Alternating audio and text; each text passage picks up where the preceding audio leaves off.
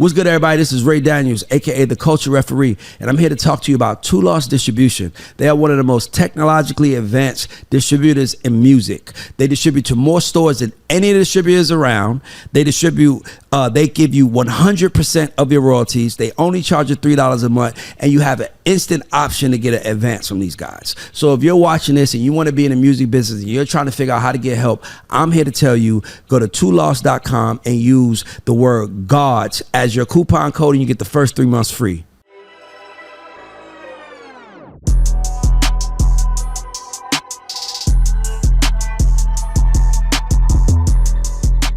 Peace and love. It's Rick the Negotiator. And this is Ray Daniels, aka the Culture Referee, and welcome to Artist Spotlight, presented by Two Lost, our distribution partner. We love Two Lost. You should too.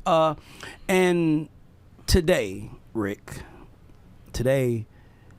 we're interviewing someone who this show was created for. This guy is someone who I'm a huge fan of. Like, love him. Love his music. I think he's the most talented rapper, artist out there that's not signed.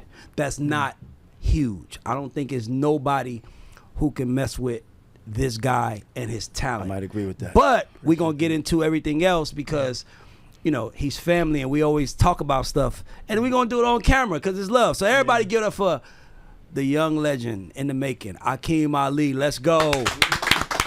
I've never given that kind of intro before, brother. I've never received one like it. I'm a honest fan of you. I think you're so special. I appreciate that. And this is Artist Spotlight. So on Artist Spotlight, it's a little different than the God Show. That's why I wanted to do this. Because if we was doing the God Show, then it's like, tell me about yourself. Mm-hmm. How you get, like, this is about you and your music career. This is about you and your journey. Yeah. This is the show that all the artists and the producers in my world, this is the one that they watch. This is the one that they wait for because they're looking at one of their peers. Mm-hmm. So because I gave you such a compliment, they probably look like, who the fuck? Ray never. I'm like, I want them to understand this guy is like, I'm going to give him something.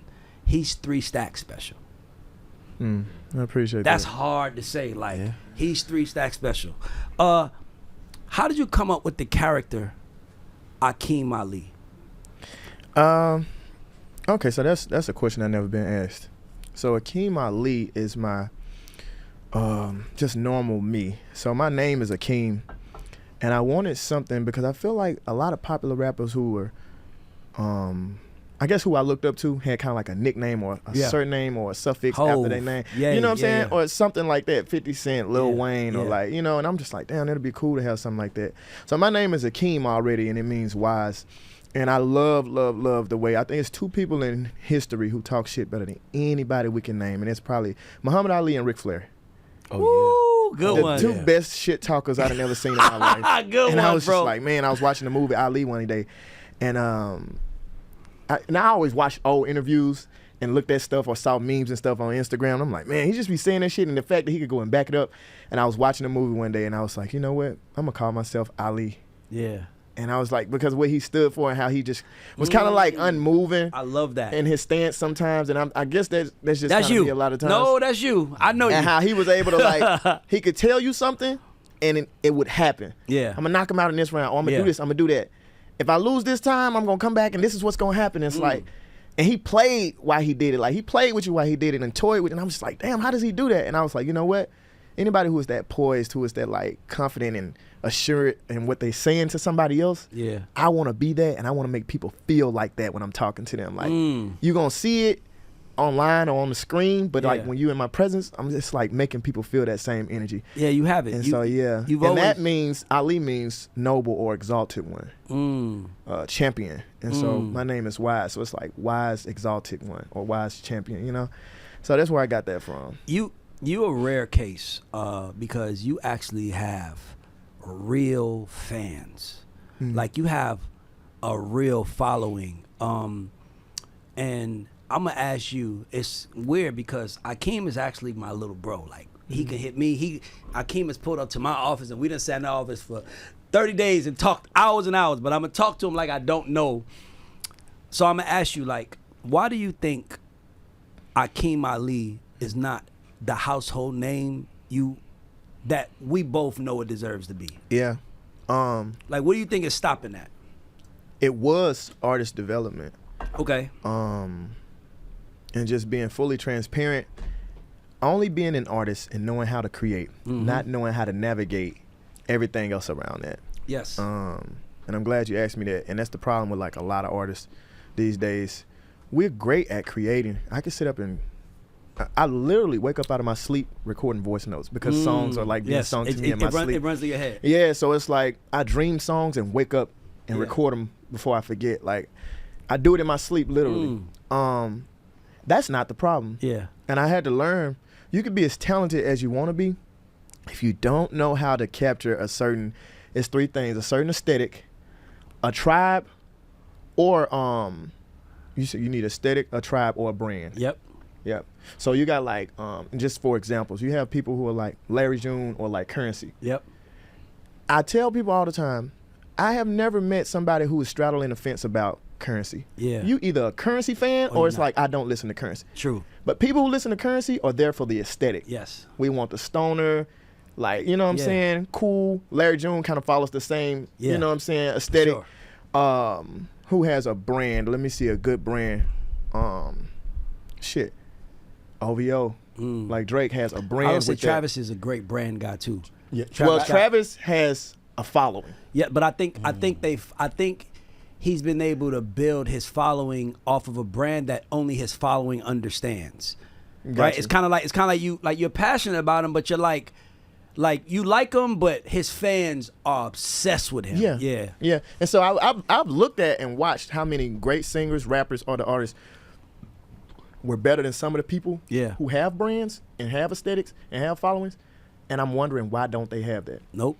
One of the main examples, and it's not like a shade or throwing dirt type thing. I tell people all the time there should be a big 5 instead of a big 3. We got Kendrick, we got Cole, we got Drake. Should Wale not be there? Should Big Sean not be there? Like all these guys came up together. But you know the difference that separated the other two from these three, a following or brand or an aesthetic or something that they attach themselves to. So J. Cole had Dreamville.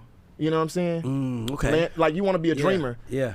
Top Dog was backing Kendrick so hard. It's like I wanted to be signed at one point only to Top Dog or Dreamville. Yeah. And Drake had OVO. You should fuck with Top Dog. You know, you ain't met with him yet?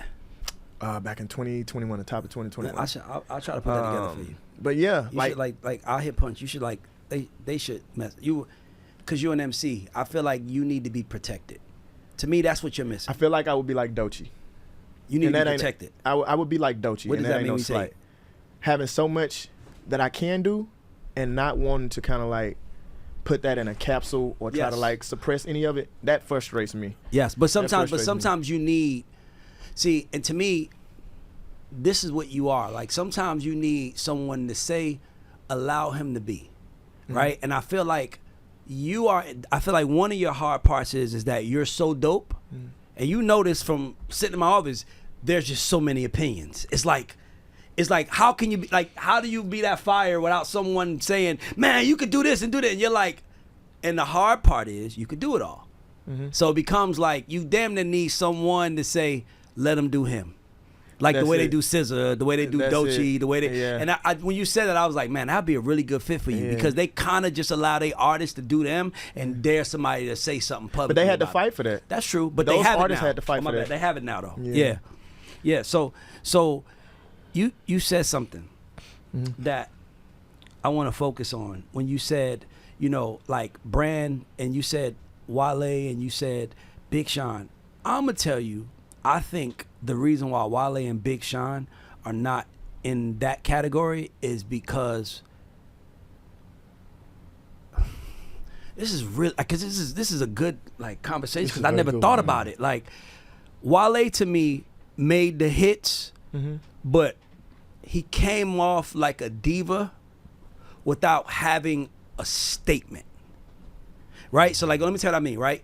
Kanye was a diva, but Kanye always had an argument. Yes. He always had something like, MTV is trying to put me on the backstage, not to be on the front stage. I'm just as big. It was always a reason. It was just never like, I'm better. It was always, I want that. So you felt his passion. Wale was always, to me, was passionate about Wale. And Big Sean, to me, just lacked passion. He just, like, I don't get J. Cole. I say that all the time. Like, I like him as an artist, but I don't get why people hold him so high. But I went to one of his shows, and I was like, I get it now. Because he makes the unseen feel seen. Yeah.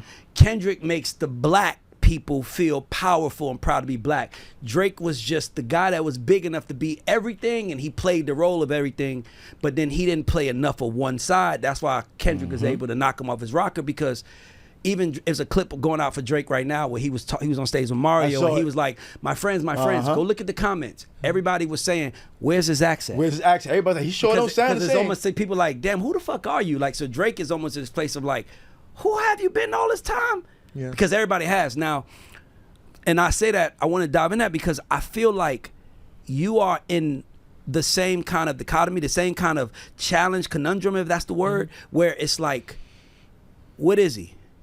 Because you talk pimp shit, and I know you can back that up. You know, I get that, but then you're such a nice guy.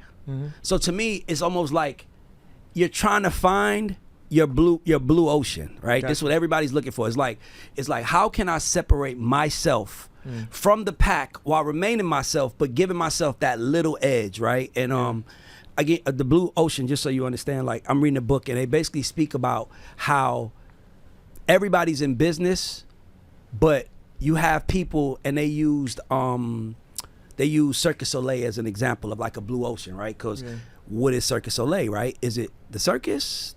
They don't have animals, but remember the animals were the reason why the circus, Barnum and Bailey, shut down. Like had animal organizations saying, leave the animals alone.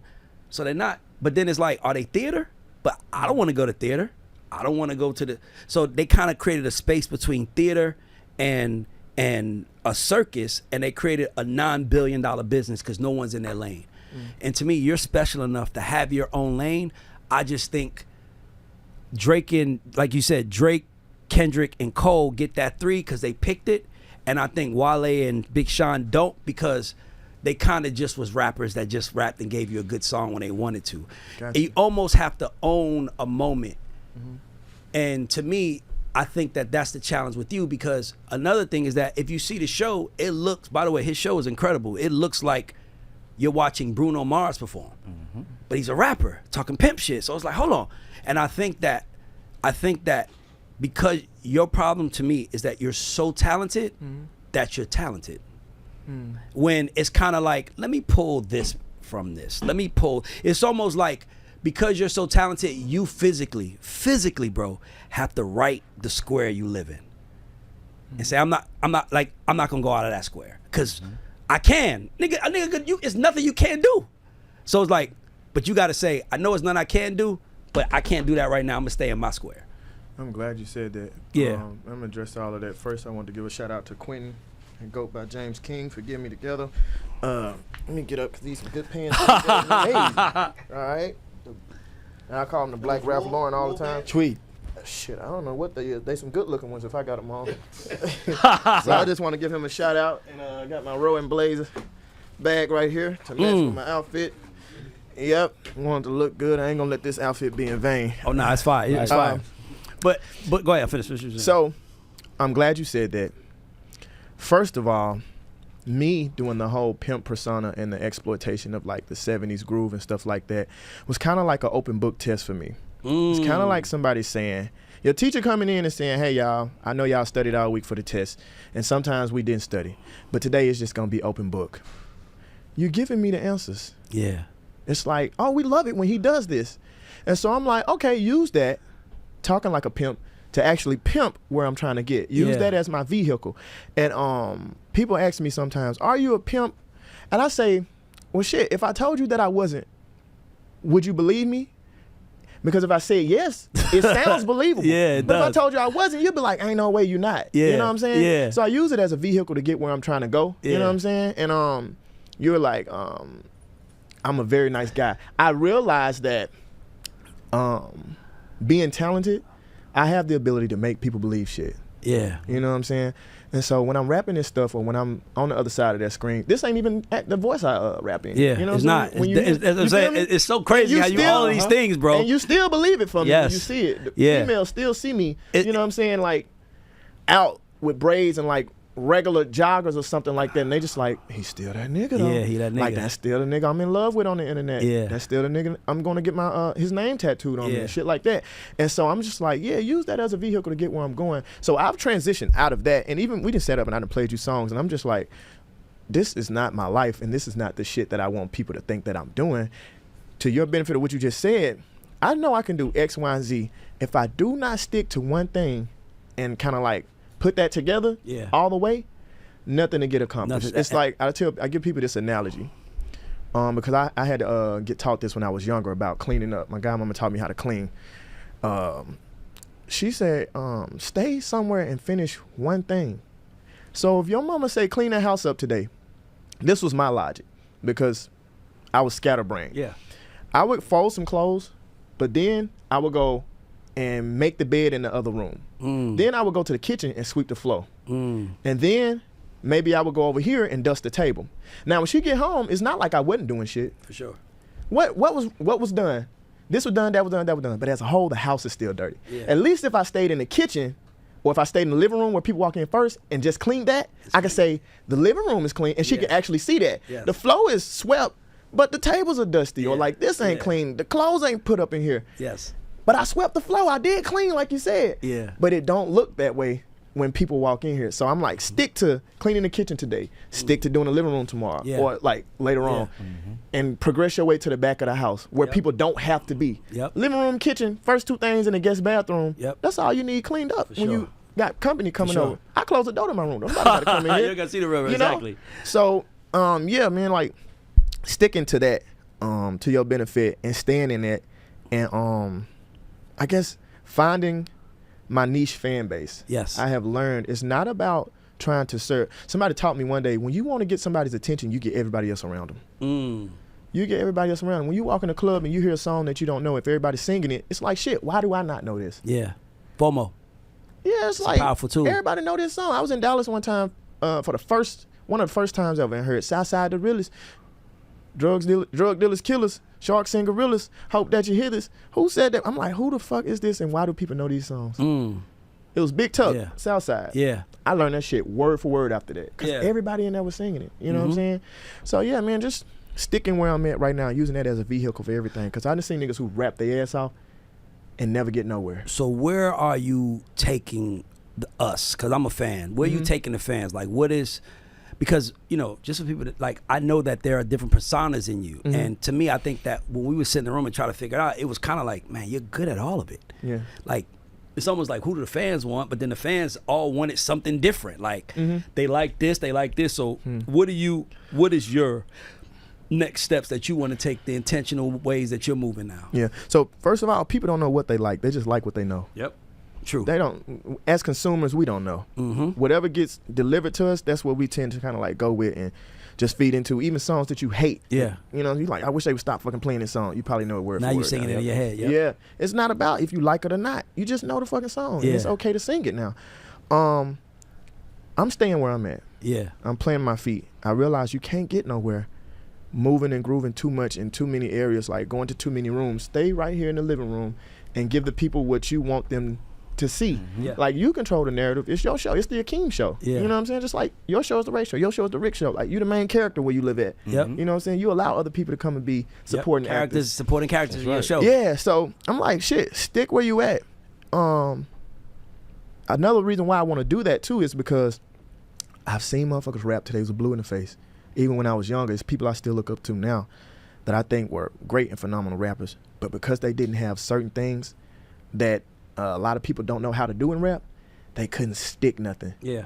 And one thing that's never failed, I don't hear a lot of people sampling like rap songs over and over and over as much as the rap songs sample the R&B, the pop, the funk, the disco, and like the older music, the soul music, the R&B, the shit that kind of like tapped into emotion, it tapped into nostalgia, it tapped into like mental spaces.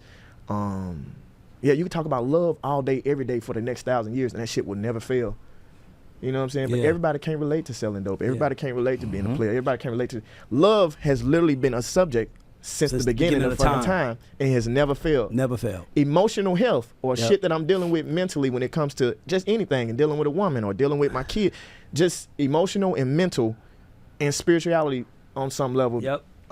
You'll never fail. And I noticed like you can rap your ass off and never capture some of that. You started doing these, and it's crazy because we actually have history, and I'm looking at you and I'm like, this is important for everybody to know. We're all on God's timing. For sure. And sometimes it's hard to accept that. But what I think, I just did an interview with somebody, and it was funny because Mav Hoffa, who was on the show, basically says to the nigga, like, you want them MC Hammer type niggas. And I was like, MC Hammer could work today. Yes, absolutely. Hear me out. Today. Let me tell you something. I actually think, I believe, and this is just Ray Daniels' belief, I believe hip-hop is in trouble. Oh, yeah. I believe hip-hop is in a very dangerous place of dying. The reason why is because hip-hop, we know what it was built on. I mean, niggas were street niggas and we liked their records, right? But it was like you had to pick between one or the other, right? You could be a street nigga, but once you start rapping, you got, Jay-Z had to make the decision. Biggie, when D-Rock got locked up, had to make the decision. Everybody like, I got to make the decision between streets and music, and I chose music, and that's what I did. Lil Baby, same thing. I think that right now, all these rappers have come out being super street and super real, and they're not even getting a chance to develop into superstars. So you got to look at like a rapper like Pooh Shiesty, came out on fire. He in jail, right? Basically, he could have flew clean, but he was what the fuck shit he was rapping about. 4-2 Doug went to jail. He lost his momentum going to jail. Like you got artists like PNB Rock dying, Dolph dying, like King Von dying. Like these are guys who are on their way to the top. So we're not even seeing people, and we saw it early with Big and Pac, but we had a long time of seeing niggas play out long careers. We don't see that anymore. Now we see women just talking about sex. But I feel like hip hop is now becoming anti-family. Last time I saw you was at a conference, the music conference we was at. It was family friendly, right? Like you got vendors out there, but then once the rappers came on stage, right? Now I got my 14-year-old little girl with me, right? I'm in an amazing space, bro. I'm having the time of my life. My daughter's having a good time. Then an artist comes on stage and he starts performing, and then he brings girls on stage, and next thing you know, every girl on stage is showing her ass and lifting her dress up and twerking, and I'm like, damn, I don't want my daughter at this. Yeah. And then it's like, well, damn, I start thinking like, where can I take her? Like, where can by the way, family, black people is worried about family and wealth now more than ever. That's our concern, like family, right? Like, and you see these artists who are basically anti-family because they're creating an environment where, and as crazy as DMX was, you still could listen to it around your kids, right? Now these rappers are this. So I look at you, so I'm looking at you talking, I'm like, damn, this nigga is in the right place right now because you gotta almost be talented, but imagine if a nigga was talented and clean. Imagine if a nigga could say, and here's another thing, because you're so ill with the pen, you could talk about anything. You could talk about pimping the system. You don't know how to be pimping a woman. You could talk about pimping the system. You could talk about how you pimping rap right now. It could be anything. Just find the subject matter, make the subject matter cool, and then be who you are. I believe that the brighter days is coming for you in 2025, because hip hop is in a lot of trouble. It's not a place for the family barbecues no more. No. Like, what's fun in hip hop now? Now the ladies are having fun, but the ladies' definition of having fun is twerking. Yep. And every man, as much as I love women, I don't want my kids, my 7-year-old daughter, hearing that or seeing that. It's still not safe. It's exactly. And by the way, it was safe when you were doing it in your clothes. Yes. Now everybody is showing skin. So I'm looking at you and I'm like, damn, I really believe your time is coming, bro, because your show is clean. You can make the clean shit. And I know that Kimi Casanova is a character in your arsenal. But I feel like if you made hardcore rap that was clean, right? It's like this energy drink, right? It's like, Oh, I don't want to put that in my body. Oh, it's all natural. Oh, well, let me try this out. This is not gonna hurt me. And then you like it, and then it works. So everything is like, what is this gonna? Everybody's looking at the result or the outcome of what they're doing now. Like, damn, if I go to this right here, like my kids will see that. No, and I believe that you're about to have your moment more than ever, because I believe that white America is going to kill hip hop, and I believe that we're so money hungry that we're not gonna stop and think about what needs to be done, because what's done is working until it's all said and done, and now it's all clean. Well, I'm gonna say, hip hop did that to hip hop. It did. It did. No question. Sure. No question. Yeah, we put ourselves in the dirt. For sure. And shit, I don't know what to tell you. I feel like you just got to be in a space to go against the grain, and everybody don't have that luxury, and everybody can't do it. The two people we done seen slip through the cracks with it, Kendrick and Cole, that managed to talk about whatever they want to talk about and get away with it. I told my partner the other day, and this is the type of shit I mean by we are allowing this to happen. I said, Future came out with that Plutowski song. Now I said, I wish Future wouldn't have done that.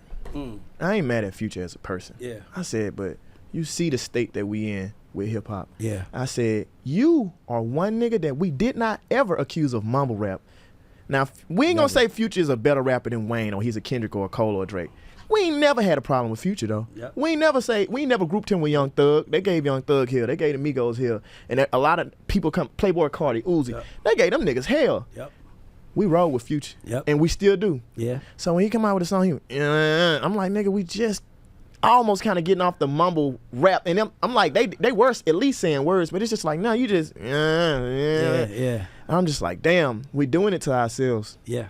You know what I'm saying? But it goes back to what I told you. Like, I'm like, because it's making money, it can't be wrong, right? But when you're on the ground and you see the results of it, like, money is drying up, right? So now niggas is trying to figure out, like, we are in an election year. It's a lot of things happening for us right now. And niggas is all trying to figure out, nigga, we don't know who the president is going to be a month from now. We don't even know the direction of our country. It's really in the air, right? So because of all that, I'm like, man, there's a chance for someone to come in and give us the same hardcore feeling. Like I said, when I did the OT Genesis thing, I was like, OT Genesis is hard as fuck. He could have been like, push it, go get the money. It could have been, go get the money for your family. But it was go get the dope. It was go sell the dope. And it was like, nigga, you didn't have to say that. You so good, and you're that good where you can literally clean it up and become the anti old generation of hip hop, because everything goes through waves. And I think hip hop, like, I'm looking at it, bro, and I'm like, man. And I ain't never been wrong. I'm like, we in trouble. Where's the cleanness at? Who's gonna save the day? Like, who's gonna give us something? Like, dog, my favorite people to be with are my kids. My 15-year-old son, he be 16 next month. My son love being on my kids. I can't even listen to rap with them no more. You want to know the craziest thing? If we want to change hip hop, the market we have to target is white kids. And that sounds crazy. I tell people all the time, my 3 main audiences that I want to capture are women, white people, and kids. I can see that. Men, we want to do whatever the fuck the women want to do. Niggas gonna follow the women. Right? Kids grow up with the artists. That's why Outkast my you favorite listen to group. the same artists that you thought were dope as a kid, and white people, they got the numbers. They control a lot of this shit, and that's what we're not realizing. We only control this small much. We think we control most. We control the culture. We don't control the numbers in hip hop. That's we control the culture. Agree. Right? We do not control the numbers, and that's where we get it misconstrued. When you go into a Travis Scott concert, this is mostly white people. These white suburban kids, or you got like teenagers, white teenagers. The black kids are like, and even black people sometimes like, shit, I listen to the music, I ain't going to a show. Right? Like I'm saying, when was the last time you been to a concert? That you paid for. And how many have you been to? Or a concert you want to pay to go to? Anita Baker last Valentine's Day, so it was almost a year. Okay. That I paid for. That's the key word that I paid for. So when last time you paid to go see a guy perform? Ooh, that's a good question. Damn, because we don't care. That's why I can't be trying to entertain y'all niggas. I can't be trying to like, Rick gonna feel this, Ray gonna feel it when I say this. You don't even want to come see me, right? He ain't lying. But these kids are gonna break their necks busting the dough down. Women are gonna break their necks busting the dough down. And you know what? I'm gonna tell you the thing is what it is. Like, as black men, and this goes a little deeper. We got too much like I don't know what the fuck it is. It's some type of pride or some type of like masculinity that we got in us that white people, for one, and white men definitely don't have. As a white man, if I like it, I like it. We do certain shit that white people do. What you say. What's good, y'all? This is Ray Daniels, aka the Culture Referee, and I want to ask you: are you ever frustrated with uploading a video to YouTube and you get no views? I know I was when I first started. If you're a music artist and you have your own podcast or your content creator, look no further. Wham Promotions has gotten you covered. They specialize in high-end targeted YouTube campaigns that deliver real views, real subscribers, and most importantly, real growth. So if you're struggling with real organic YouTube growth, I'm here to tell you to go on Wham Promotions and use the promo code GODS and receive 20% when you check out. Tell them Ray sent you, you got 20% off. Let's go, guys. I'm looking to see you guys on the charts. Let's go. Yeah. We look at it like, nah, bro. Like I don't put shoes. You know, your mom used to take your fucking feet off the bed with your shoes on. Don't put your feet on my couch. Yep. I just seen white people just come in the house with their shoes on, kick it up on the couch, and it's fine with everybody. They carefree. They don't care about the same shit we care about. No. Right? No, it's okay. don't. And you just seen in the interviews or on social media, I don't wash my legs. You done heard white people say that? Yeah, I don't shower every day. And we looking at them like, what the fuck y'all on? And it's a norm. We don't look at stuff the same way that they do. And it's almost like it's a good thing to our culture, but it's a bad thing overall that we don't look at stuff the same way that they do. Because we won't go and support people the way that they do. We won't go and build wealth the way that they do. You know what it is? You wouldn't stay with your mama until you was 30. You feel like you got to get out the house. White people get homes and let their kids stay till they 30-something. And then when they move out, they fucking millionaires. Yeah, but I want to say this. You're right. Because I did move my mom's house when I was 18. But I do tell my kids, y'all don't have to leave until y'all are ready. Because you're right. Like, bro, like to me, the reason why I feel like we also connected is because it takes the one thing I wish black people did more of is admit when we are wrong.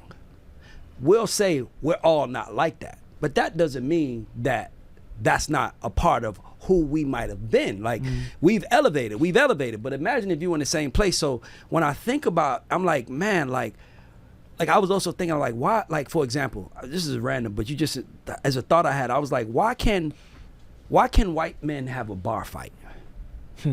Like think about that, like a bar fight where you pull out, everybody's swinging and you're fighting. But notice I said a bar fight. Bar fight. That Notice sounds after it's civilized, over, everybody goes home. Nobody getting a killed, black man, shot, nothing. we go into the car. Somebody is gonna die for what y'all did to me. Now I've been thinking about that, so I'm like, I don't know if it runs deep for slavery, where it's kind of like, you know, we really didn't have much, so all we had was our pride. But we got to get past that. Yeah, we got to think like I don't care what anyone thinks about me. You can say Ray is this guy, or I interviewed this guy, Choke No Joke. Everybody's like, Ray, you a fucked up person. I'm like, bro, I'm not gonna let a man sit on my platform and kill another man's name and not speak up and say something. Right. Yeah. Nigga, because that's not cool. Yeah. That is literally why, like, one of our, like, dog, remember, I will say, our Malcolm and our Martin was Jay and Diddy. One of our giants are in jail now, right? And it's people that's happy, oh, good. And I'm like, I'm not happy. I'm like, I understand he did something wrong, but, like, why are you celebrating the fall of someone that looks like you? That's what I don't get. And that's because we got to learn to love each other. But I also would say I think learning to love each other is the people making the right music. That's why I think your role is so important. Like, I remember wanting to go do something as a kid, really dumb. I'm 18 years old, really dumb. We was about to go do a robbery. You know, you get in the car, turn the radio on. Turn the radio on. It was a Sunday night. We was about to go rob niggas. Turn the radio on. It was a Kirk Franklin song. And we looked at each other like, you sure we want to do this? Let them make it tonight. Maybe God just gave us a sign that we shouldn't do that. Yeah. And literally, we didn't do it, right? You don't fuck the Kirk Franklin. You don't kill a nigga to Kirk Franklin. But you also don't pray when 3 6 Mafia is playing, right? Everybody has a space in our life. Yeah. But what I'm saying is this, that the reason why R&B parties are so big right now is because R&B is their way of saying women are safe here. Yeah. Rap needs that space. If there's a rapper, Drake was the king of making women feel safe. Yes. You know something else too, and not that it's never happened, and if it has, it's probably women. Are there ever any fights at an R&B party? Never. Like the club, like when we go out and it ain't like a established that it's gonna be an R&B Except for party. us. Do we ever see men or even women? Because I'm gonna say like women can't a lot of times coexist in the same space without shit going on. Right. It's just like a cat in a tub of water. But you don't ever see niggas like rah-rah and too tough at no R&B night. Nigga, Nah, no, you don't want to get dirty no night. You out. True. No night. You No, don't no, wanna I came here to look good and pull bitches, but I'm like, But R&B party is the mood is set. Yeah. You know who it's for. You know what we there for. If a nigga start a fight, it's like, nigga, this an R&B party. What the fuck is you doing? Take that shit to the hip hop party. yeah. But hip hop has to clean itself up. Yeah. And to me, I feel like they're looking for it. I feel like they're because if you pay attention, the only people really winning in rap is females. That's it. Why? Because female rap is fun, but it's still vulgar. It's still vulgar. It's And when you're vulgar and it's not safe, you're gonna have a ceiling. Yep. And to me, I feel like rap is hitting this place where, like, my generation, our parents was like, get your ass in the house by the time the lights is on. Like, the generation that I'm in now, my kids, I want to be around my kids. I also think that, you know, for example, you and your kids shouldn't be listening to the same music. Rap needs to have classifications, needs to have an adult AC, needs to have an urban AC. It needs to be different. Because you have people like, They don't do that in pop world, though. They don't do that in pop and R&B, though. Say that again? They don't do that in pop and R&B. R&B is separated. Nah. Urban AC. No. I don't know. If you didn't listen to the same music that your parents did, it kind of takes away from who you are today. Like, Yeah. because you were like, now you knew not to do it, but because you were allowed to watch Menace to Society or Boys in the Hood or shit, Friday, it's like it gives us a certain amount of leverage. You know what I'm saying? And like listening to the music, like your uncle and them, your mom, your daddy, they drunk, smoke weed, listen to R. Kelly. We just knew not to smoke weed or drink. Like when you get older, you're making your own decisions. But I feel like it's needed, especially for us, for our culture. It's like For the betterment of our culture. Yes, That's the point. for the culture. I guess with other races, it may be different. You know what I'm saying? Cause shit, like you said, white people don't do that. They kids listen to their type of music. Hispanics, they kids, they all listen to the same music. It's like, yeah, this shit is vulgar. Yeah, it's this, that, and that. But we know not to be going out doing the shit that's said in And this we music. do it anyway. Well, everybody does it. Everybody's gonna do it in every race. So I ain't gonna play the like. To us, we are our worst enemy. Yes. We ain't really worried about. And white the reason why people, we like- are our worst enemy is because we don't stop to reset. We just go. And sometimes you got to stop to say, hold on, that's not cool anymore. And I really believe that that's like, well, not to bring it up, that's why I think Puff's in jail. He didn't reset. It was like, he didn't denounce it. He didn't say, he just said love, but he didn't say, I brought a lot of hate in this world. Right. I did a lot of wrong in this world, and I want to do right now. We would have accepted it differently. He kind of just he just pivoted. He just pivoted. it was a straight pivot. I don't think Straight no pivot. one knew because he was at the height of his career. It was like he got the key to the city. He got honored by MTV. BET honored him. He was like on his like what they call it when you go to like Victory lap. Victory lap. That was his victory lap, and then they caught him because of the shit he thought. He's in jail for shit he did 10 years ago. 15 years ago. But my thing is, I'm saying is that we need to reset. And to me, that's why I'm liking this conversation, because as I'm looking at Akeem, I'm like, hold up. This nigga is the safe route. He is the nigga that can really rap. So, sometimes when you're around your kids, they're like, this is not good. No, he's good.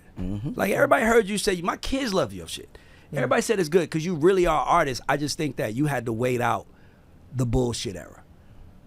Like, it's like watching WWF. Like, I've been watching this WWF documentary. If you haven't seen it, With the big man? Yes. Legendary. Akeem, it's crazy. if you haven't seen it, It's crazy. you gotta watch it. Let me tell you why. Let me tell you why. Let me tell you why. I want to tell you why it's so ill. Because we know it's fake. We know these guys really don't hate each other, but we still showed up because even if it's fake, you still fall in love with the stories of the characters.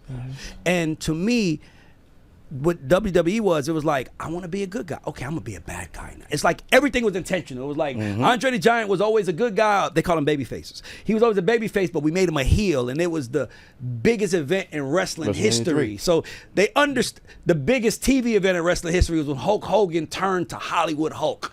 And it was like, Hulk Hogan is a bad guy. But nigga, we know the character Hulk Hogan. Yeah. You know what I'm trying to say? And to me, I feel like rap, because of that, rap can develop characters like wrestlers. Yeah. Where it's like, And then they speak about what I was really getting at. They speak about the eras. So they speak about like wrestling was like cartoonish, right? Yes, that's what I was about to go to. It was cartoonish. It was like the wrestlers was cartoonish. Hulk Hogan was like the perfect good guy hero, and then here comes Stone Cold Steve Austin.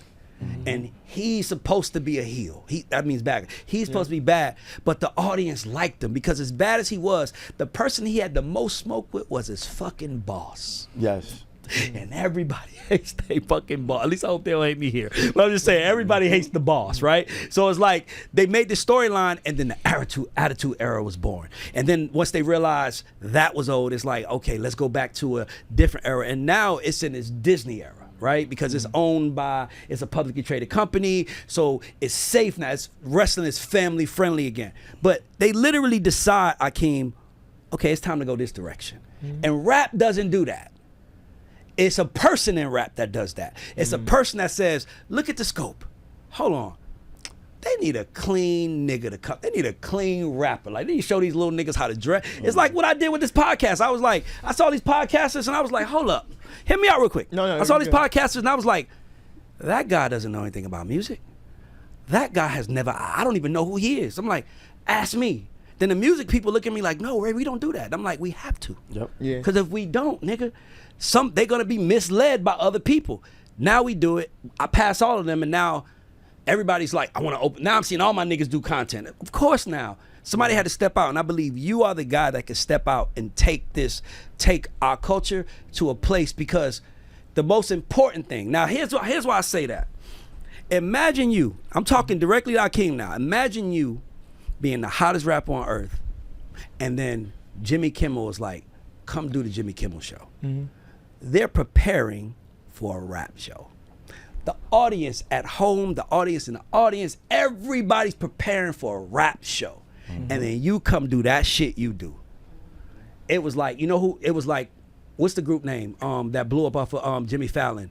Tyler the Creator? Tyler the Creator. That's how Tyler the Creator blew remember up. The Odd Future. Odd Future did Jimmy Fallon, the Tonight Show, and at the end of it, the nigga Jimmy Fallon was like, I don't even know what that was. That's incredible. And it was like, and while he was doing that, fucking Tyler was over his neck hanging, and it was like, oh my God. He was like, you guys are out of here.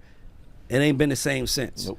And to me, that's the moment you have to have. But I believe it's gonna happen when a record takes off. Then they be like, he's a clean rapper. Bring him to the White House, let him perform. And then they think you about to have a microphone and a DJ and a hype man, and then you do your shit you do. Then it's like, who the fuck are you? Yeah. Who is this guy? That's when it's gonna change. All the dots have to be connected. Busta Rhymes, same shit.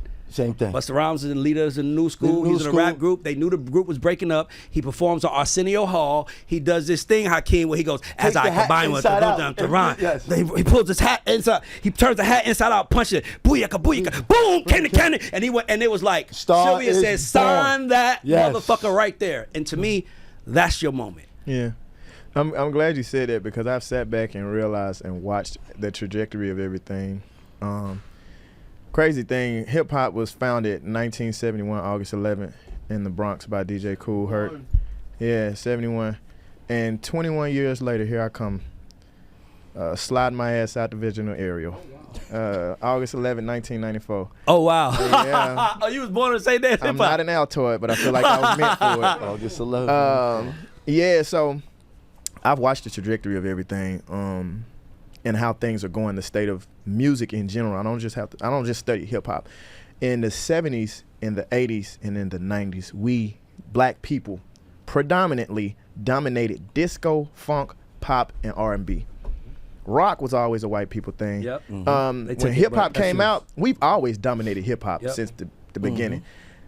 Funk, pop, and disco, R&B and soul, we dominated that shit in the 70s, 80s, and 90s.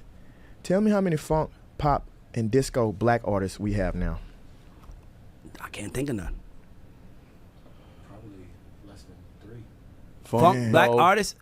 I would Pop, say maybe. I would say Bruno, but Bruno is Hawaiian, Yeah. but he's Yeah. he's melanin skin, so we count him as black, right? Is Jason Derulo pop? Do we count him as pop? But Jason Derulo been going over 10 years. Yeah, so you Ain't just, many. Right. Yeah. It ain't much. You And can ain't nothing with classify disco. shit, Anderson .Paak in there, or you can Anderson put .Paak, Lucky yeah. Day. Yep. To Lucky an Day is extent. good. Yep. And I don't want to be passing or missing anybody, but if you're there, I just don't know of it or I haven't heard it yet. But we literally have nobody in these spaces. That's my point. But I think it's been so much chaos, we didn't look for the spaces. Like, it's like we're not even look. It's almost like we're just kind of like, whoo, it's a lot going on right now. Let's take in the it midst easy. of all the chaos, that shit thrives. I agree. Don't nobody pay attention to how fucking big Bruno Mars is. And this man came out as a feature on a B.O.B. song. After that, biggest artist in the fucking world. His first album, Diamond Records from that album, right? Yep. How many artists have been able to do? I saw with Kanye, his song Power just went diamond, probably like, what, last year? Yeah. I'm like, now how the fuck does Kanye go diamond, 14 years after? Probably more than that. And Bruno Mars getting this motherfucker and Beautiful Girls and Grenade and Talking to the Moon. And I'm like, shit. I Want to Be a Billionaire. Yeah. Yes. He was a feature on that song. But he made all three of those songs at the same time. Yep. He made them all in London. Yeah. So Atlantic heard him. He made them for him, but Atlantic was smart. They said, this song should go to Bob. We looking for a single for him. This song should go to Travis McCoy. And this song, Just the Way You Are, this is going to be your record. So they literally had the plan. We dropping these two first. Then we're going to come with his in the middle of the momentum. And he ain't looked back since. Yeah. And so it's just like an open book test, like I was saying earlier. People are giving you the answers. You just got to, shit. It's like I tell people this all the time. And this is what it looks like with opportunity. You remember when we used to walk around and find money on the ground? When was the last time you found some money on the ground? It was my money. That's how I found it. The older you get, you find less money. Yeah. That's crazy because when we're kids, we're prone to look for opportunity. We got shit popping up left and right. When you kids, you get into all type of shit. Yep. You get in a lot of trouble sometimes because you take risks. You got a lot of different friends. You ain't got as many friends as you do now. You probably got business associates or people you have to brush shoulders with. You don't have as many friends as you do now if they're not your childhood friends. As adults, the older we get, opportunities or shit just in general, it's like walking around and looking for money on the ground. I used to go to the fair, and it was my intention to always make sure. And the girls, like I would be on dates with girls, or I would be out with people, and I'm like, why you always looking around? Why you always looking down? And half of it was because I didn't want to get caught from another girl, but the other half was like, shit, motherfuckers be out here dropping money. My nigga. I done found like $50. I was in the club one day. I remember this shit. I was in a fucking club in Miami, and looked down. There was just $100 bill by my feet, and I was like, I'm looking at everybody around me and they don't notice that the money is down. I'm like, do y'all not fucking see this $100 bill? And I'm like, hey, you lost some money? Niggas like, nah, you dropped some money, you dropped some money, you dropped some money? No. How much was it? You tell me shit. Before I tell you it was $100 because you fucking tell me what it was, yep. Right. You want to claim my shit. And nobody claim my said, blessing. Yeah.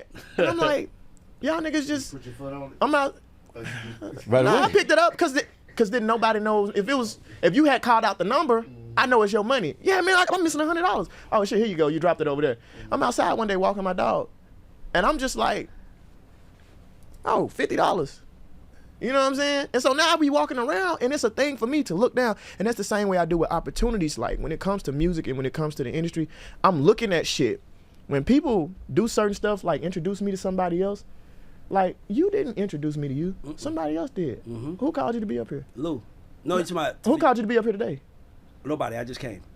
It's my job. No. Who called you for me to be up here? You. Yeah. Me and you made this happen for Yeah, sure. so that was me looking on the ground like, damn. You know what I'm saying? People didn't call me. That was a good one. You made that. People didn't. I didn't Yeah, call that's some people shit I that would've other did. people didn't introduce I like me to. that. I like that. You know what I'm saying? And I'm using these people as resources. It's just like shit. All I had to do was look around, and it's like the shit is talking to you all the time. If somebody introduces me to this man, and I know I got something going on, me and him have made a connection. I don't need nobody. That's all you did. And by the way, you coming to me made me want to do it more because you want to do it, right? Like, Yeah. and for me, it's like I'm not gonna put people on blast because they my people, but you wouldn't believe how many people have called me to have their artists on the show, and I ran circles around the artist, and the person was embarrassed. Oh yeah. And I'm like, dog, you know the question I'm gonna ask. Why would you my nigga? Why you rushing the opportunity to put this artist on the show when you should be focusing on getting the artist together? The manager is developed. The artist is not developed, and I'm glad. Like I don't have a manager right now. And one thing that you always told me, and we sit in the room over there, we listen to music. You think you know everything. Mm-hmm. You know too much. I always saying. And I told somebody the other day, I said, damn, you know what, that's crazy. And I said, people are absolutely right about me because everybody can't be thinking the same thing and it not be true to some extent. Yep. I learned this one time when I was like 18, 19. This guy, I was in barber school, he told me, and people been telling me this for a long time. He said, you can sit over there and act like you don't want to hear what I'm saying. You can sit over there and act like you don't hear me. He said, but as long as you got fucking ears, something is going to be heard. Yeah. Right? If something fall out there, Yeah. you hear it. Yep. Now, you're going to remember the fall. You're going to remember what the sounded like. If thunder cracked right now, I wasn't even paying attention to the thunder. Yeah. When it cracked, I got ears, so I heard it. Mm-hmm. I don't want to have to listen to you. I can be ignoring you, Mm. but I got ears. Mm. I remember one time you told me, you said, Akeem, you know what your problem is? You keep telling bitches you look better than them. I get on stage now and I tell people, y'all look good. My nigga. Y'all look good. My nigga, I love you for that. Yeah. Yeah. And I also look good because God wanted this for all of us. Not, Yes. I look better than you. You was like, when you on stage, the bitches know they want to fuck you. You can't tell them that. You have to ask them for it. And now when I get on stage, you was like, yeah, what does R. Kelly do? What did Trey Songz do? They ask for it. Now when I get on stage, I say, can I have some? Please. Yes. You know? See, And I listen to all that, and when you talking to me, you just like, he think he knows everything. And it's like, shit, before I could be a millionaire, what I need to do? Have a mindset of one. I need to start acting like one, Yep. walking like one, talking like one. You know what I'm saying? Yep. I want to know everything. So my mindset, kind of like, you feel me? Yeah. Mm-hmm. I got to act like I know some of this shit, and which I do. Like you just said, I've never been wrong. When you said it earlier, I was like, shit. He was like, and I've never been wrong. I'm like, Ray, come on now. No. But see, that's the mentality of somebody who thinks like Yes. I know everything. No, But no, I have to tell myself, and you may have never been wrong too. No, hear me out. What I mean, okay, so what I'm saying is that I've been wrong, See, but hear me out. there it is. Hear me out. But I've only been wrong to myself because by the time I say it out loud, I've seen it. Like, so for me, it's like I've sat in the room with you. Like, I'm making this note. This is an artist that I actually wanted to manage. Shit, still want to. I believe in him that much. But I got to know what I'm managing. Yeah. And you got to know what I'm managing. So it's like for me, right? So for me, in this case, right, of course, everything I pay for, the studio, everything, I got to put the bill. But I still let Aaron or Chad or Jordy, Dom, anybody pull me to the side and be like, you could have been better at that. I'm going to always listen because I don't see myself in the storm. I just see I'm in the storm, so I'm just trying to get through it, but I don't see myself in it. So when I say I'm not wrong, I'm always like, I'm not wrong because by the time I call it, like, where does hip hop go from here? Like, really think about it. The evolution of hip hop, we literally have the girls that were in the video, they're rapping now. Yes. Like, the video vixens are now the big superstars in rap, right? So now what happens is it becomes more and more commercial, becomes more and more lost, and somebody figures out we need a change. We need a change. Somebody, and to me, the reason why I'm worried is because who's in the position that can do that? We got them people already. Who? Kendrick Lamar. No. Oh, Kendrick, yes. Kendrick, Oh, no, yes. no, I'm not saying, no, Kendrick, but you about to prove my point. You said the Okay. perfect name. Kendrick battle with Drake felt so much bigger because it was like the soul of black people versus the soulless mixed white black man. Like no bullshit. It was like Narrating this no, motherfucker. hear me out. Hear me out. Soul. It was like, you know what it's like? You know what it was like? It was like Vince McMahon made it. And Vince McMahon was like, Drake, you're too big now. We have nowhere to go. You have to face some adversity. We need to see you take a loss. The crowd is tired of seeing you win. They want to see you take a loss. Here comes Kendrick.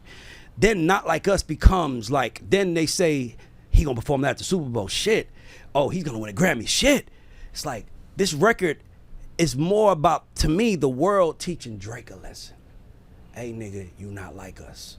And we're not gonna let no more people like us come in because we just called out the biggest colonizer. Is that not the answer to what you were saying? Yes. Who decides it or who's going to like? Yeah, no, I'm with you, but I'm saying, okay. though, it's usually time. The reason why I brought up the WWE was because Vince McMahon actually called the shot. Yeah. He said, all right, Akeem, it's time for you to lose. That's the only difference, Yes. and we bought into it, but rap doesn't. But the audience is the same. The audience is tired of it. The audience wants to see more. And to me, I feel like it's been such the bad guy era, such the street guy era, now you got the rappers' girlfriends rapping about being rappers. They ain't even rapping about what they do. They just bragging on how good they fuck and how many men want to fuck them. And now that's what it is. So it becomes what's next? Yeah. Because now we're looking at the family like, well, I guess y'all up to bat next, kids, but we got to do it better. And then here comes something else. I'll tell you, like I told Playboy Poppy, the key for you to be successful is for you to be magic publicly, science privately. You have to learn to trust one person. And I know you don't trust because I've never sat in a room with an artist where I'm looking at them like, and I'm being honest, I never said this to you. When you used to talk to me about, nah, I got to see what I'm like, nigga, you don't understand that it doesn't matter who manages you. Nigga, you're the magic. Why you worried about what they, like you talking about what only thing a manager could do for you is not fuck it up. That's all you got to worry about. Like, or, it's crazy you say that. Or help, right? Help or not fuck it up. But what, you are somebody who's prone to make it. You are somebody who is going to happen. It's just impossible for you to lose unless you let them know. So imagine someone comes to rescue you. Imagine someone has been, and I hate to use the word rescue because it makes it seem like you ain't been doing your own thing. No, but let's say someone comes to partner with you, right? That person wants to feel like you needed them. You appreciated them, at least in the beginning. They know 6 months from now, once everybody's screaming your name, you're not going to be saying that. You're not going to be giving me as much props. But in the beginning, I just need you to know that I'm somebody. And for you, I just think you got to almost like, you know who was smart as fuck like you? I never said this on record. Future. I worked with Future for about a little under a year when I was at Epic. This nigga was so smart. This nigga would, but the only thing I didn't like was that he would be telling me to do shit and telling me to do shit like it's something for me. But it was really something for him. And my thing was like, nigga, I'm your nigga. You just tell me it's for you. I don't give a fuck. So he'd be like, you should tell LA this. And I'm like, well, I was gonna do that anyway. But you want me to do it for you, like, why don't we, you know what I'm saying? So that was my only thing. So it was kind of like, and by the way, he made it to where he's gonna go. Artists like you make it, it's just, you gotta trust somebody. Yeah. You gotta trust somebody to say, hey, I'm gonna play the role Akim Ali. You're gonna play the role Akim Ali's manager. Now this is what I need you to do. Now you can play within this box, but don't ever go outside this box. Because people, and then it's done. But you're gonna, I ain't even worried about it. You're out of here next year. He's explaining it like dealing with a woman. Yes. Yeah, when you was like, Future used to tell you to go and do something. It's like, I'm noticing like when you argue with women and when you're having conversations with women, you only win if you make them think it's their idea. Yes. He got you to do shit because he was like, you should go in. The whole time it's like, I want you to do it, but he seemed like he giving you a suggestion. Oh yeah, I was thinking about that. But I was like, but my thing was like, nigga, I was gonna do it anyway because I want to see you win. And having somebody to come in and will you say you need somebody to make them feel needed? You need to make somebody feel needed. Yep. Like, let me know that I'm wanted here. Let me know that because that's just dealing with a woman. When you get to the ties of the stage, all I have is the credit I did with you. See, that's the only thing about what we do. When you do what I do, you're giving the artist the power. You got to trust that they're not going to kill you with that power. But you also got to trust them with the power. But you're so smart that a nigga be afraid. And you got to sometimes not be smart. By the way, that's something I had to learn. Yeah. I see that. You know what I'm trying to say? Because sometimes somebody want to feel like, I'm the one told Akeem to do that. And you like, yeah, he did. But it's kind of like looking at your nigga like, yeah, I ain't teach you. You also have to learn to be genuine. Yes. I had to learn that too. Yeah. When you're genuine, you don't have to worry about like outsmarting niggas, or you don't have to worry about pulling the wool on nobody. Like, if it's that, it's gonna be that with me. If I like it, I like it. Yeah. If I don't like it, that don't mean it won't happen or we won't be able to do it. I'm just gonna let you know, Ray, I don't agree with this, but I'm gonna follow your lead. Yeah. I don't And like by the way, it. you always did that. Yeah. But, I'm like, I don't like it, but I'll do it for the sake of playing ball and being fair about But it. here's the thing. You got to do it with a smile. Because if the audience knows you really don't want to do it, they're going to see it. And to me, that's when I saw you perform. I was like, I know it's missing now. I know it's missing. You, like, I love that you did those 70s flips. Sit down on it. I just wish you would have left it as sit down on it rather than making it as vulgar. And here's why. Because that audience still wants to hear that vibe. That's why you were smart to do it. They just don't want to hear someone butcher it. Like, come on, man, the Ozzy Brothers wouldn't have said no shit like that. You know, it's like when Beyonce redid fucking Before I Let Go. Nigga, she added her little flavor with the candy, rack the hips. Like, she did that, but you make me happy. She knew. And by the way, I remember when it came out, it was a big deal in my house because my mother was like, I don't like that shit. And I'm like, Ma, she ain't do it for you. Right. You like Frankie Beverly, you heard it. But what she did, Ma, was she gave that record 40 more years. Yep, basically. Because now, my daughter's gonna grow up hearing it, and her mom's gonna hear it, and they're gonna think it's only Beyonce, and that's cool for the record because it still keeps it alive. That's just like fucking At Your Best. I didn't know. Ali and the Ozzy Brothers. Yes. I never knew that. You didn't know that? Fuck no. I figured that out like last year, maybe earlier this year, and I'm going through some Ozzy Brothers, and I'm like, At Your Best. I'm like, let me click on this. And I'm hearing the lyrics. I'm like, damn, I didn't know that this was they shit. And a lot of stuff with a lot of artists is like that, but for me, I feel like here's the only thing about pimping that's dangerous. Pimping is the easiest thing to do, right? Because it's really just giving somebody something to believe in, right? And telling them how they have value to your mission, even though the value is them doing other. But I'm just saying, as crazy as it sounds to me, it's like it has worked before. It's worked since the beginning of time. So it's not something that's a really hard sell. It's like, you like sex, he'll pay you money, I'll protect you, we bust it down. That's business, right? With music, you just have to make the audience feel like it was their decision. Kendrick jumped over Drake, not by saying I'm better than him, because that wouldn't have worked. He jumped over him by exposing him and exposing the difference between you and me. And that's what really was. So for you, I just think you got to give the audience a chance to pick you, and I was just making a little bit cleaner show. Yeah, it's already there. You out of there, bro. Because you about to go on. You went on tour, right? Yeah, I'm going on tour October 24th through the 29th. What dates you doing? What cities you doing? A couple cities. Houston, October 24th. Dallas, October 25th. Atlanta One Music Fest, October 26th. LA, October 28th. Chicago, October 29th. I can't wait to see you, man. I ain't gonna lie, I can't wait to see you. It's the Golden Groove Tour. Yeah, man. Who you taking with you? Nobody. You got a band? No. I wish you had a band. This is gonna be real raw and authentic, and it's gonna be kind of setting a trend. We want to make America groove again. We want to make people dance. We want again. Yeah, we want people to feel. That's the good. motto. Yeah, I love it. So when you come to hard. these shows, it's not gonna be an opener. It's gonna be all like, we're not playing nothing past the 90s. I was about to say the music in the room got to be We're 70s. not playing, Yes. Nothing past we're the not 90s, playing that's it. nothing past the 90s, and everybody know come dressed accordingly. What's gonna happen is I'm not letting people purchase meet and greet tickets, because I'm gonna meet and greet everybody. You spent your $15, $20, $25 just like everybody else did, but because it's the end of the month, you may not have had $100, $200 to meet me. That don't mean you are not as special as somebody else who spent that $200. You know what I'm saying? So when everybody get there, it's gonna be my DJ curating the vibes.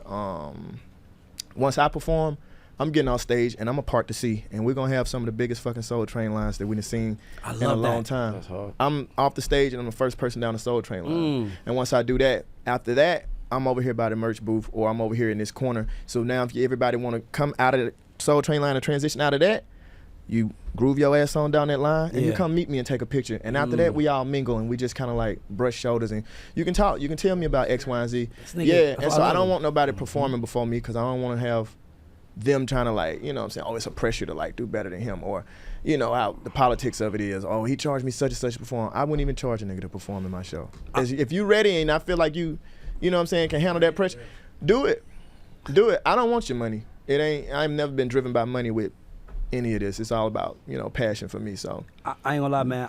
I'm predicting it now. I'm not saying I'm right. I'm predicting, and I could be wrong in my predictions, but I believe that 2025, you take all the way off.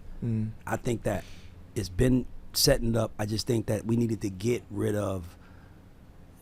out of the era we in, and I think that we're dwindling down on that era because it's nothing exciting in music anymore, and it's like, I just feel like you have a huge opportunity in front of you, and I like that looking for opportunity stuff. So I 1 or 2 more questions. Rick, unless you got something. And I'm asking you this because I'm a fan and I'm a friend. Mm-hmm. What do you feel like? Joe Budden asked me this, and I did this show. He was like, "Man, Ray, what has to happen for your shit to blow up? Is bigger than what it is?" And I'm like, "I don't know, man. I'm asking you that. What do you feel has to happen for, or you think has to happen for you to just for everybody to catch on to you?" It's already happened. Mm. The thing is, people don't know it. Got you. And I'm sat in the shadows working on it, and I've learned a lot of times the thing that has to happen has already happened for me, but I've learned. I saw something that said, you shouldn't tell people what's going on or what you're doing or how it's, this or that. You only talk 2 times in chess. Yeah. And that's to say check or checkmate. Mm-hmm. Like when it's right there at happening and when it's didn't happen. Yeah. You know what I'm saying? Like, Yeah. why am I telling you I'm finna move my pawn here? No, Yeah. That's what I mean by be fucking my magical. strategy That's up. what I mean when I say You know? be science, public. I mean privately. That's scientific. Like, Yeah. this the move I'm gonna make. Yeah. Don't made it feel like it was an accident. Yeah. Yeah. It's already happened for me. Like I see it. Yeah. My thing is just going through the motions to get to that point. Mm. So it's literally like I got the answer. When you had the answer in school on your test on the math problem, Yes. and the teacher said, go back and show your work. Yeah. That's all I have to do now. I literally got the answer. Now I just got to go back and show you how the hell I got it. Got and so you. for me, I like that, by the way. I'm I at get the what you're going. conclusion- So that way they'll catch up. Like, it's like, hold on, I'm just discovering because you want to know how it happened. How you did want I to know that? what Yeah, happened. exactly. You want to know how it got there. Like what, you know what I'm saying? Show me your work and how it happened. So I guess I know what has to happen, and which it already did, but it's just for people to kind of like see it, and that's gonna be my check and my checkmate. It's just like, because if I tell you, it's kind of like, oh, somebody else could be like, oh yeah, we've seen it. Oh, somebody could run the play. Yeah, like you feel me? Oh, I'm gonna do that. Yeah, and it's nothing that's super magical. Yeah. No, it doesn't have to be. It's already phenomenal magical. shit is just plain Jane, simple and plain. I don't have to do nothing super astronomical. Yeah. I can't be nothing outside of human. Yeah. Like so. Yeah. Just like you regular, I'm regular. Yeah. The shit that I'm doing is gonna be astronomical. I'm gonna just say this. Next tour, Mm-hmm. I feel like you can have a band and some singers, and I would love to just hear because when you hear a band play music, it doesn't even matter who's on stage anymore. It's kind of like boom, boom, boom, Yeah. boom, boom, boom. You know what I'm saying? Like, it don't even matter who's there, right? But I imagine you doing that and then incorporating that, and then all of a sudden you come out to the get down on it, on it, get down on it, and then all of a sudden they jam, and then you come bring your version. Then it's like, oh, this nigga snap. You gotta to me it's like it's a little bit of that, and I know I'm not the manager, but that's not the tour you're on. But I'm like, to me, people have to want to come out and experience. Like, the reason why I know we're in trouble is because a famous singer, Ari Lennox, she just announced yesterday. Like, she was like, the tour is canceled. And they was like, why? She's like, I'm not gonna even make no shit up. Nobody bought tickets. So what that says, it's hard to buy tickets now, right? It's money. Everybody's running out. So it's like, you paying attention. It's like, yo, people are picking and choosing the experiences they want to be a part of. It's not even about rap. It's like, I went to like Drewski. What is Drewski? Is he a comedian? Is it like a comedy show? Is it like a music show? But it doesn't matter. He found his blue ocean, and that was there. And to me, I feel like your blue ocean is connecting the worlds and showing us that love has been there from the jump. And I'm really that nigga that could do this shit. And once they pick you, it's a wrap. Yeah. That's what I would say. Anything, Rick? You say you had another question after that, but go ahead, Rick. Oh, no. Go ahead. Saying current, you just dropped a new record yesterday. Yeah. Yeah. Going again. Yeah. Real, vibey, real. I'm not sure if you listened to it yet, Ray. Very, very, yeah. He everything he talking about, that's what that record sound like. Like fly. It just sound fly. Yeah. That's some of the transitioning into where I need to be. It's just making music. And I'll tell you this before. I'm in the business of making music now that everybody from 8 to 80 can listen to. Your kids can listen to it. Your grandmama can listen to it. This needs to be generational wealth music. It needs to be Snoop Dogg famous type music. Your kids know Snoop Dogg. Your grandmama knows Snoop Dogg. I was about to say, you know what that sound like That's to the me? most famous person on earth right now. That sound like MC Hammer when he came out.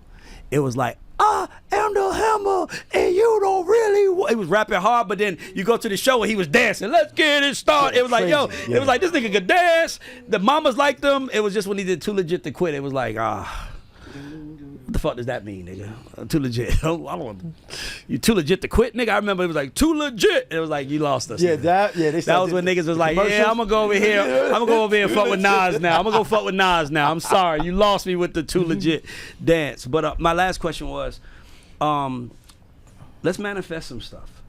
Who are some people in the future that you would like to collab with, work with, get in the room with? Like, who are some people you feel like you want to get in the room with?